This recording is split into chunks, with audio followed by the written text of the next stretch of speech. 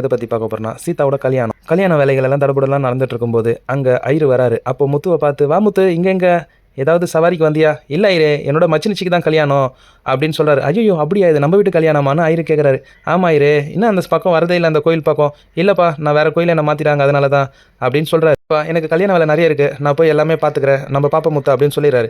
சரி, இன்னும் ஓகேன்னு எல்லா வேலையும் தடபுடலாம் நடந்துட்டு இருக்கும்போது சின்ன சின்ன பிரச்சனைகள் கல்யாணத்துக்கு நிறைய வருது. முத்து அது எல்லாத்தையும் சமாதானப்படுத்தி இருக்கிறத அவங்க மாமியார் தூரத்துலேருந்து பார்க்குறாங்க. அப்பா, நம்ம மாப்பிள்ளை எல்லாத்தையும் சகிச்சுக்கிட்டு நல்லா கல்யாண வேலையை இழுத்து போட்டு செய்கிறாருப்பா, மனம் குளிர்றாங்க. முடிய போது மாப்பிள்ளையை சீக்கிரம் வர சொல்லுங்கன்னு ஐயரு சொல்கிறாரு. மாப்பிள்ளையும் மனம் அடைக்க வராரு. வந்தவுடனே ஐயரு மாப்பிள்ளையோட முகத்தை பார்த்தோன்னே ஷாக் ஆகிறாரு. என்னடான்னு பார்த்தா, போன வாரம் தானே இவனுக்கு நம்ம கல்யாணம் பண்ணி வச்சோம், அதுக்குள்ளே என்ன இங்கன்றாரு. முத்துவை கூப்பிட்டு, முத்து, போன வாரத்தில் தான் இவனுக்கு நான் ரிஜிஸ்டர் மேரேஜ் கல்யாணத்தை பண்ணி வச்சேன், அதுக்குள்ளே என்ன இவன் 2வது கல்யாணம் பண்ணுறான், பொண்ணுக்கு ஏதாவது குறை இருக்கா, இல்லை விசாரிக்காமல் ஏதாவது கொடுக்குறீங்களாப்பா, கொஞ்சம் பார்த்துக்கங்க அப்படின்றாரு.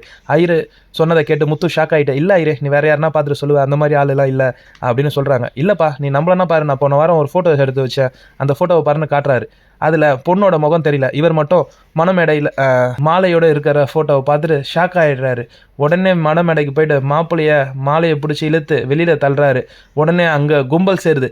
ஏன் முத்து இப்படி பண்ணுற, கல்யாண மேடையில் உட்கார வச்சு நான் இழுத்து அசிங்கப்படுத்துகிறேன்னு சொல்லி எல்லாம் சுற்றிருக்கவங்க கேட்கும்போது, இல்லை இவனுக்கு ஏற்கனவே கல்யாணம் ஆயிடுச்சு, நம்ம வீட்டு பொண்ணு வாழ்க்கையை கெடுக்க பார்க்குறான்றாங்க. முத்தோட அப்பாவுக்கு கோவம் வந்துடுது. என்ன முத்து இந்த மாதிரி பண்ணிக்கிட்டு இருக்கேன்னாரு. ஆமாப்பா, இந்த கல்யாணத்தை நடத்தி வச்சது என் ஃப்ரெண்டு தான், ஃபோட்டோவை பாருங்கன்னு சொல்லி அந்த இடத்துல ஃபோட்டோவை காட்டுறாரு. காமிச்சோன்னே எல்லாருமே ஷாக் ஆகி பார்க்குறாங்க. உடனே மாப்பிள்ளை, ஆமாம் எனக்கு ஏற்கனவே ஒரு வாட்டி கல்யாணம் ஆயிடுச்சு, இது 2வது கல்யாணம் அப்படின்னும் போது ஷாக் ஆகிட்டாங்க.